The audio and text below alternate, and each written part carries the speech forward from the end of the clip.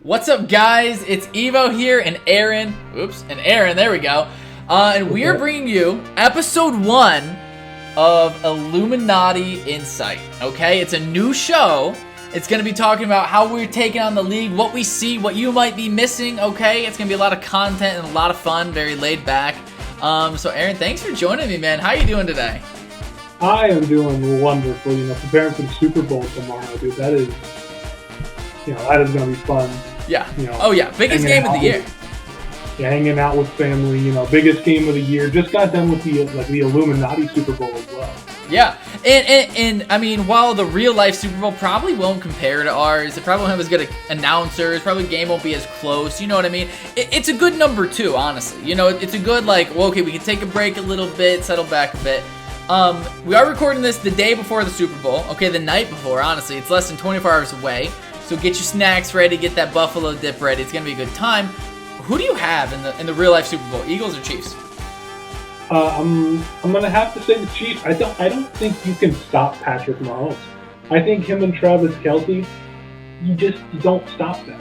I think they have a really good connection. I think the Eagles definitely could if they play perfect. But it all comes down to if you can stop Mahomes, I think you can win. But I don't see them stopping. And that's just. Yeah, I think when you look at roster talent, the Eagles, definitely I think have a better overall roster. The defense is much better in my opinion. But at the end of the day, man, that QB difference, man, Mahomes is the X factor. I agree. Kelce is just one of the best tight ends in football. So there's a quick little Super Bowl preview for you. Now we're going to get into the content for today. Okay? And the content for today is who was the most improved. Okay? So from the Super Bowl to now, who had the biggest signings, who had the best draft. We're just looking at these rosters and we're saying, wow, this guy really improved in the offseason, okay? We're each going to give 3 people each that we're kind of keeping our eyes on that we think, wow, they really made some moves in the offseason. And then afterwards, we're going to rank them 1 to 6, okay? So it's going to be a good time. Aaron, do you want to start off with your first guy? All right, I'm just going to say right now, all 3 of my picks are myself. Yo, okay, low-key. I think you get the most improved GM award just because year 1 was so bad. You would have to make 0 moves and you'd already be most improved. But you've low-key been making some good moves. You picked up a second for free from me. You're flipping quarterbacks that you take in the 4th round. The Broncos have been making the plans all coming together for the Broncos. Is the Broncos your pick? Is that your pick for most improved right now? I'm gonna say all those 6 picks in this whole thing better be myself. I really don't see how else you could go any better. After being clowned the entire season. Honestly, yeah. All right, so who is your first team that you want to talk about today? I'm gonna have to go with the sleeper team, the Bengals. I think Bradley, he quietly made one of the bigger acquisitions of the entire offseason, bringing in AJ Brown. I will say that is such a big splash move, right? You're bringing in a 95 overall X-Factor receiver, 94 speed, he's 6 foot. He can do it all. He can run the routes, he can moss you. And look at this, bro. He is so cheap. So you're bringing him in on a monster deal that he had signed. The Eagles ate all that penalty, right? So you're bringing in this absolute game changer for cheap. So you're not sacrificing cap for him, right? Which I agree is a big move. But it's hard. A little part of me says it's hard to say most improved when you had a Super Bowl roster. You already have X Factor Chase. You already have Joe Mixon, who's a superstar for whatever reason. You already have T. Higgins, who's a superstar. So part of me is the bar's already here. And yeah, he went to here, but it's not that big of a jump. You see what I mean? Yeah, for sure, I 100% understand that. I also think, though, that, adding AJ Brown, it really is going to help. I'm not going to say that Joe Burrow kind of sucked last year, but I am going to kind of say that Joe Burrow sucked last year. Yeah, so, a lot of interceptions, yeah. Yeah. He probably threw, 60 interceptions almost? Mm-hmm. And, you had a target that, is going to also get just as consistently open as the other 2 receivers, if not more than, the other, he has his T. Higgins as what was his receiver too. And then he also has Tyler Boyd, who not many people really remember is on his team. He's a wide receiver 4. That's insane. Yeah.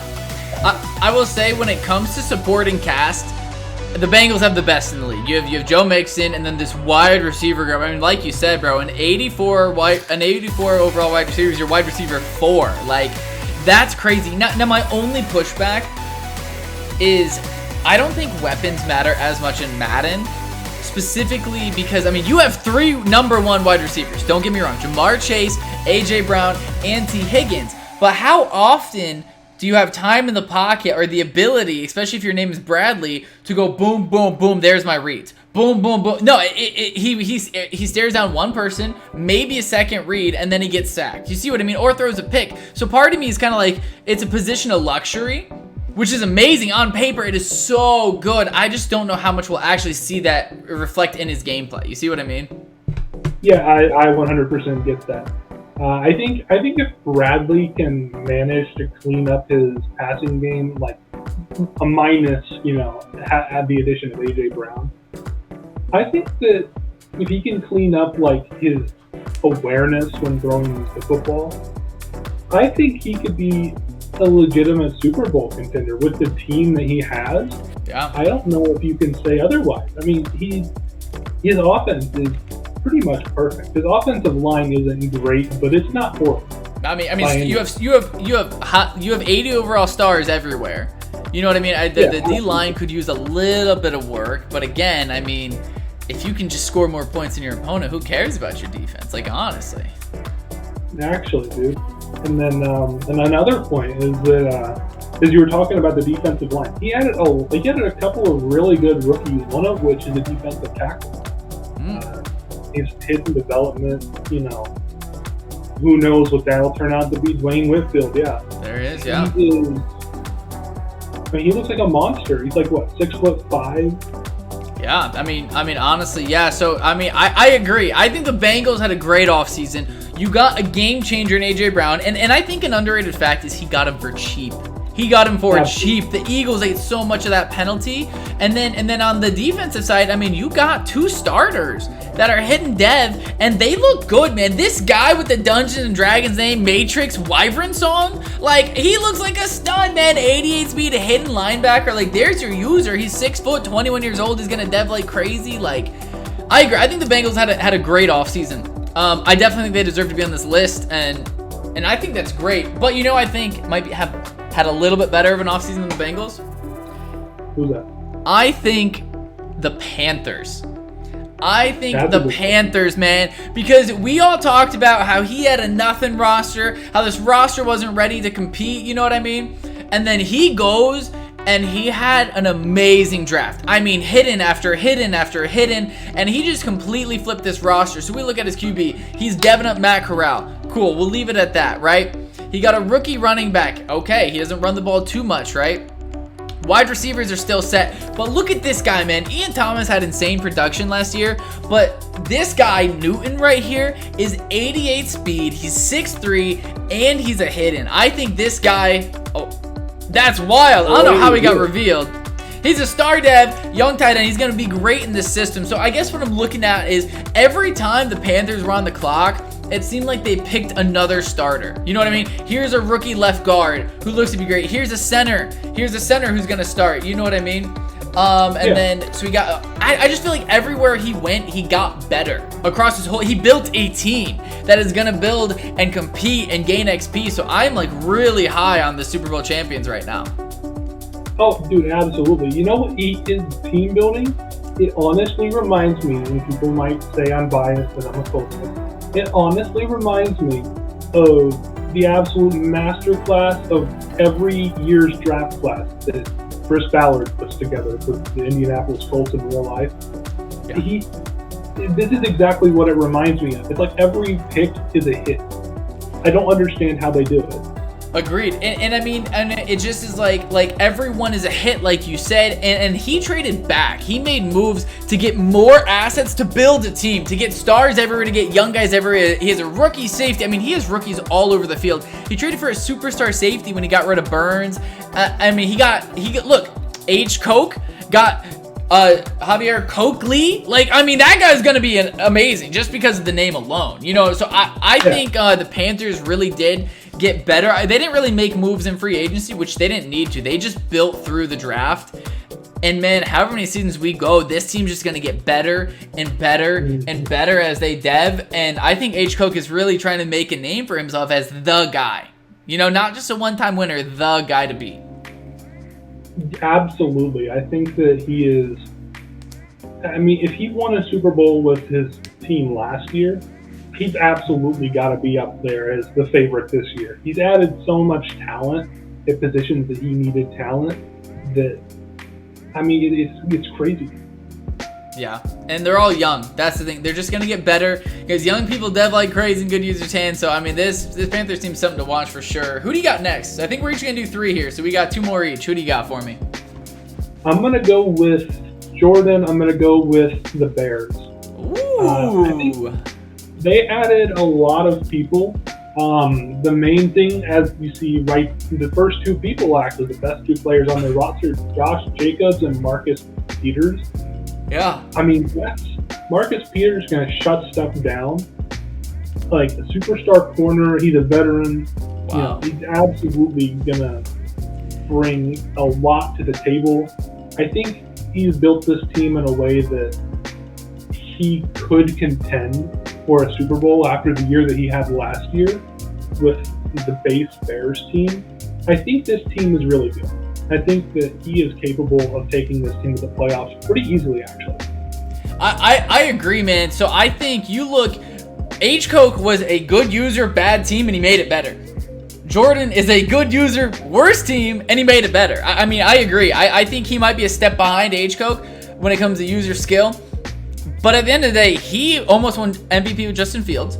He went to the divisional round, you know what I mean? And Fields is a superstar. He now got a 95 overall halfback in Jacobs, which is going to make you stay honest against the run. He added Darius Slayton in free agency, so now he has 3 not stellar, but good quality wide receivers. But he did add him, and that's going to be a huge addition. Well, and that's the thing, man. He made 4 really good signings. If you look, Josh Jacobs was the top of the running backs. Marcus Peters was the top cornerback on the market. Mike Gesicki was the top tight end, and then Darius Slayton was probably the 2nd or 3rd best wide receiver. So he got everyone available. He is making a push, and he utilized his team's strengths, which is cap space. I mean, they had the most cap in the league going into free agency, and he absolutely utilized it. So I think, while H-Coke built through the draft, I think Jordan really built through free agency, and I think he's going to be a threat in the NFC again. I mean, he is bound to make a run with his user skill and with how much he got this team better. I agree. Yeah, and you're going back to, you know, he built through free agency. Him and H-Coke, their team building strategy, they were complete opposite. I'm not sure that Jordan had a pick in the top 5 rounds. No, I seriously do not think he did unless he traded up for one. I'm pretty sure his best pick was a 5th round pick. Yeah, and it's because he traded for like Derek Brown last year. So like, I think H-Coke built through the draft, but Jordan paid for these players. You know what I mean? He built with how he knew how, and I think that is going by what your team gives you. The Panthers, yeah, they're not the best overalls, but they have a lot of young talent. You know, like you can ship off guys like Brian Burns. You know what I mean? Like the trades that he's making make sense. The Bears, no one really wants your guys. You don't really have the opportunity to just get a bunch of picks. You know what I mean? Yeah, I've used the Bears in another franchise before. They're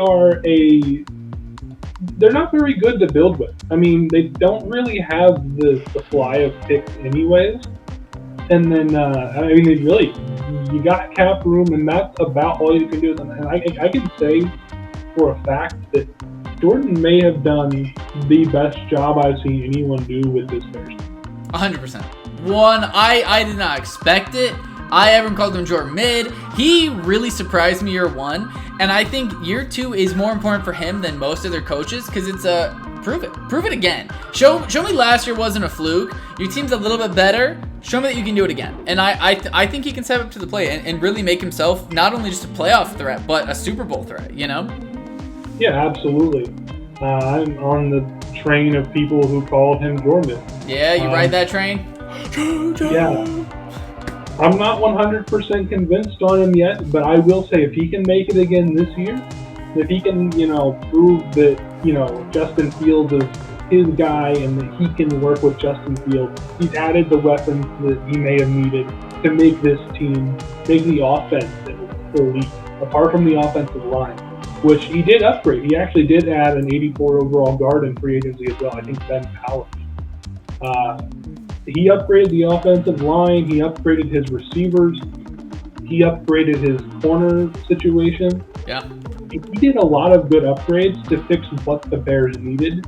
And he did it without breaking the bank either. I think he said he still has over $60 million in cap room. Agreed. The future is bright in Chicago, man. Another team that I want to look at, right, is the Arizona Cardinals. And this one's kind of controversial, right? Because quarterbacks are everything in this game. And Kyler Murray got shipped off for a bag. He got shipped off for Tristan Wirfs, Chris Godwin, a second this year, a first next, and a second next, right? And Vita Vea, the defensive tackle Vita Vea. You can't forget him either. So you want to keep your quarterbacks. It's the hardest position in the game to get. They're the most impactful position. He got a bag, man. He got Vita Vea, Tristan Wirfs, Chris Godwin, a first next year, a second next year, and a second this year, which is an absolute bag. A complete overpay by the Bucs, right?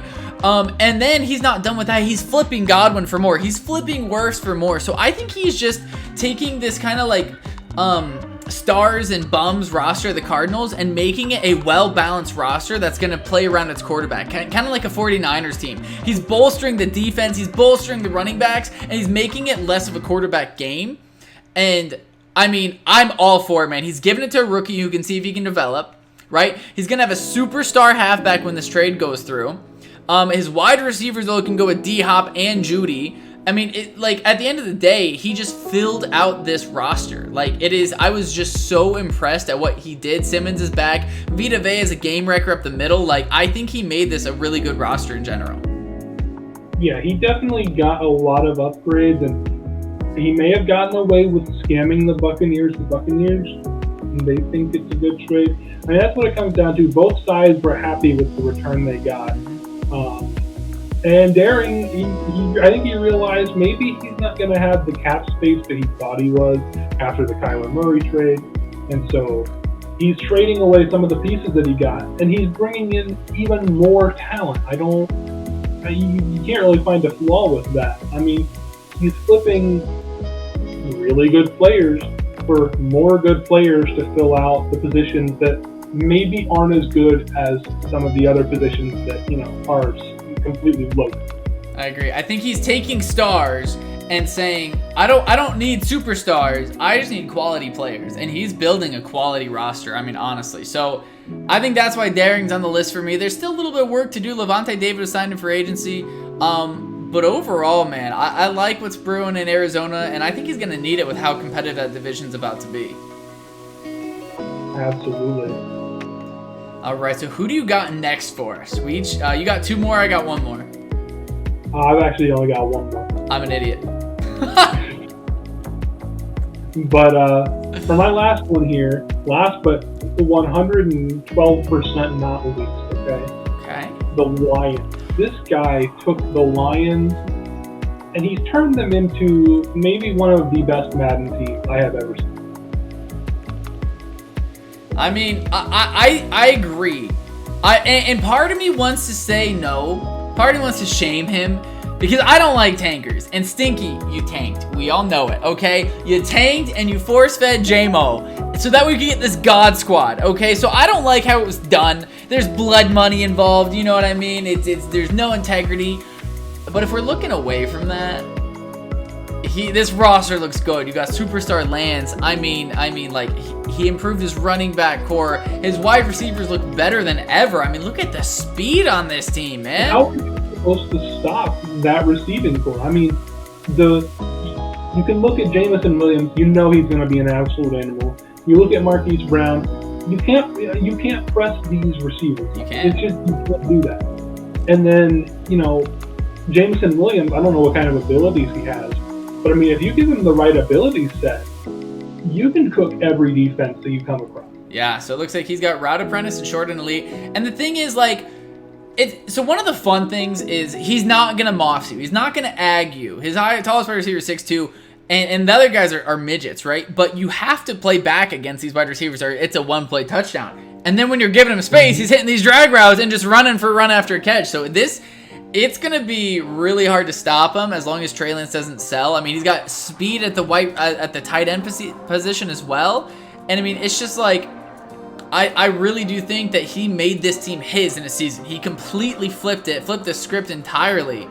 And I mean, Brian Burns' edge is insane. Superstar edge is insane. And so the fact that he has a guy like Brian Burns who can get those abilities and can just take over a game, I mean, what an upgrade. Absolutely. And then you look at Brian Burns and you might think, okay, that's an insane upgrade on his own, right? But then you look at DT, he also added Jordan. Like a superstar defensive tackle. Comes with inside stuff. He's one of the best DTs in the game, and he's 22? Like, 23? Like, what? Like, his defensive line is going to shut people down single-handedly. Yeah. I'm seriously not sure. And then you get Roquan Smith, across the middle. What are you supposed to do offensively? I mean, his corners aren't the best. He probably could have done a better job at upgrading them. But does he really need to? I mean, his defensive line is just going to absolutely shut you down in moments. I agree. I think he built his team on strength. He said, I'm a strong passer, so I'm going to be unstoppable. I'm just going to score more than you. And then I'm going to have the cheeky sack here and there that takes away a drive, that causes an inaccurate, and you get a pick off of it. So I think he's really playing to have high-scoring games and to come out on top of them. And I think he's going to be a threat. The NFC is really shaping up to be a lot stronger this year. Yeah, absolutely. I'm personally very glad that I am not in the NFC. Yeah, right? Yeah, I thought AFC was stronger last year, but that's another topic, right? Right now, my last team also is from the NFC. I just hit the Cardinals, and they're in the same division. And, man, when I tell you the Seahawks, man, they got better. They got better. Their draft was a home run hit. Like just an amazing pick here. So you got Todd Gilmore. They draft him 5 overall. And you say, oh, it's a 69-22. Who cares? Okay, and I say, bro, the one stat that matters right there, 99 throw power. And he's hitting. That's crazy. This guy's 6'6", 99 throw power. The accuracy stuff is going to come up over time. But this guy is a stud. He also has pretty solid athleticism, too. I could be wrong. Yeah, he's not slow. He's 6 foot. He's Peyton Manning, but he can run. Exactly. I mean, like he looks to be good, and the fact that he was the 3rd QB taken is really good. I mean, so the fact that like he didn't move up, he didn't make any other picks besides having the Broncos pick from real life and having his pick. He inherited this team late, right? He didn't tank. He didn't do anything wrong. He just said, I'm at the draft. I'm not gonna make any fancy moves. I'm gonna take what falls to me. I'm gonna take best player available. So he took the QB. And then the next pick, he took the 2nd corner off the board, which I'm kicking myself. I took the 1st. And he has Devontae Barden. And when I tell you this guy's an animal, bro, he is 21 years old, so he's going to dev like crazy. He's hidden, okay? And he's 6'3" with 95 speed. What? Crazy. It is crazy. And, someone who he compares to very well is his teammate, the other shutdown, super tall, super fast corner, Tariq Woolen. I mean, honestly. This defense is built to stop people from just throwing the ball up, and it is going to be insanely effective. Well, and that's the thing. With these 2 corners, you cannot get mossed, you can't get ag caught on, and you can't get beat over the top, because they're 2 of the fastest in the game. So when it comes to pass defense, I'm telling you right now, the Seahawks are going to be top 5. It's just going to happen. Absolutely. It's just going to happen. And that's what Trayvon Moehrig, right, over the top as well. And Jamal Adams. This secondary has to be the best in the league when it looks on paper. It is crazy. Yeah, and then his linebackers don't even really take that much of a dip either. No. I mean, his defense is going to be top tier. I don't think you can get much better of, I can't speak on the defensive line. Doesn't look like they're all that great. But you take out the defensive line from the equation, his defense is probably the best. Yeah, I think when it comes to second level and above, he's up there. For sure secondary, give him the award right now. And I think you might look at this roster and say, no, it's not that good. He just traded for Godwin, you know what I mean? He has a rookie down here who looks to be pretty good. So the thing I want to point out is, like, this is a rebuilding team, right? Mm-hmm. And with one draft, he took a rebuilding team to a contender. Just like that. He hit on two of the most important positions in the world in quarterback and cornerback, you know what I mean? And so I'm just really high on the Seahawks right now. I thought it was a phenomenal draft. They didn't give up extra value. They just stayed where they were and picked. And man, I think it is gonna come. They're gonna come out on top from it. And even if it's not this year, this team is not old at all. This is a very young roster. He is set up for the future. Seriously, even if not this year, next year, this team will be borderline unstoppable if he can fill in some of the gaps. Oh, wow, this wide receiver's hidden, dude. He looks pretty good. That's wow. He does look really good. 6'2", wow, yeah. So that's what I'm saying, man. The Seahawks, they just made good moves all around. So props to them. Now, hey, let's have some fun here, okay? Let's rank them. 1 to 6. So number 1 is they had the best offseason, okay? They improved the most. And number 6 is out of the 6 provided. They all improved the top 6 in the league according to your Illuminati Insights. So who do you got? Let's say number 1. Lions. I can't push back on that. I agree. I hate how it was done. I really hate how it was done. But yeah, I think the Lions improved the most, man. They just got so many good players at so many important positions, you know? Absolutely. I don't think you really can say he did anything wrong. I think everything he did, he built, like you said, to the strengths of, like, to his own strength. And he amplified his strength, you know, up to here.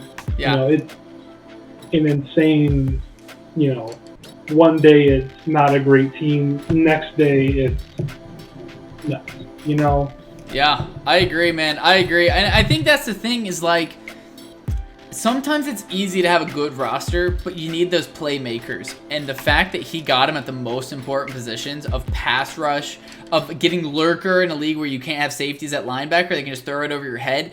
Huge additions. Jameson Williams is a threat. His passing games, his wide receivers are all dangerous, every single one of them.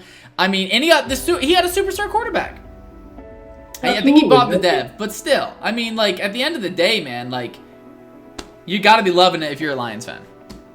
Absolutely. I mean, if the Lions somehow pulled this off in real life, I mean, they'd be borderline Super Bowl contenders overnight. Oh, for sure. And I think they'd get in trouble for tampering, because this is crazy what they flipped. How they flipped all this stuff, man. Like, that is wild. Probably. So number 2, I think we got to give it to Daring and the Cardinals. Purely because he robbed the Buccaneers and is just getting more assets. I think if you look at a graphic that says Kyler Murray 4 and everything else that he's gotten, you will be blown away, jaw down. Like, he built an entire team off a superstar quarterback, not even an X Factor. I wouldn't even accept, I mean, all he got from Kyler, like, that's a lot. So I think you got to give it to Daring and the Cardinals. I think they had a phenomenal offseason. Completely built the team how he wants to. And I think they're got to be our number 2. What do you think? I wholeheartedly agree. Perfect. Well, if you agree, man, let's not say much more. Let's go number 3. Who you ranking number 3? I definitely think number 3, you know, gotta be the Seahawks. Ooh, yeah. I agree, man. I think we hit it on the head earlier. Quarterback, cornerback, you name it. They just got better. And they just, like, home run hit in the draft, man. That is crazy. Absolutely. I think when you look at what they did, you add a quarterback that you're not going to get somebody with 99 throw power. I'm not sure that there's any more than him plus maybe 1 or 2 other guys, Josh Allen, maybe Patrick Mahomes, that have that kind of arm. And that is something you cannot teach. That is just, you cannot teach an absolute can't. And the fact that he didn't move up to get him. He didn't trade up and lose a bunch of assets. He let him fall in his lap at 5. Just so crazy. It is crazy. It is. We do know that perhaps his division rival not very happy that that's the selection that we made. Yeah, man. You know, I heard the Cardinals coach really wanted him, was trying to trade up to 4. Probably could have, should have, and I heard that the negotiations fell through last minute. There was a lot of anger, and I could tell he's kicking himself for it now. I definitely agree. I like how we hit on building through the draft. I think for our 4th best, like most improved, it has to be the Panthers and how they built through the draft. They just built an entire roster, and they have a Super Bowl winning head coach. Like, they are just to the moon. To the moon. Yeah, and, you know, sometimes, you know, some people might look at their offseason and think, maybe that wasn't, you know, the best, right? And right now, maybe it's not the best. But a year or two down the line, all of those picks that he made, he's going to have people on rookie contracts that are not taking up much cap room that are going to be stars in the league. And he will have all sorts of money to upgrade, you know, the other parts of his team that he needs to.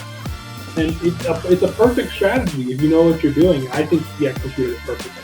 I agree, man. And I really like what you said. It was Ballard-esque.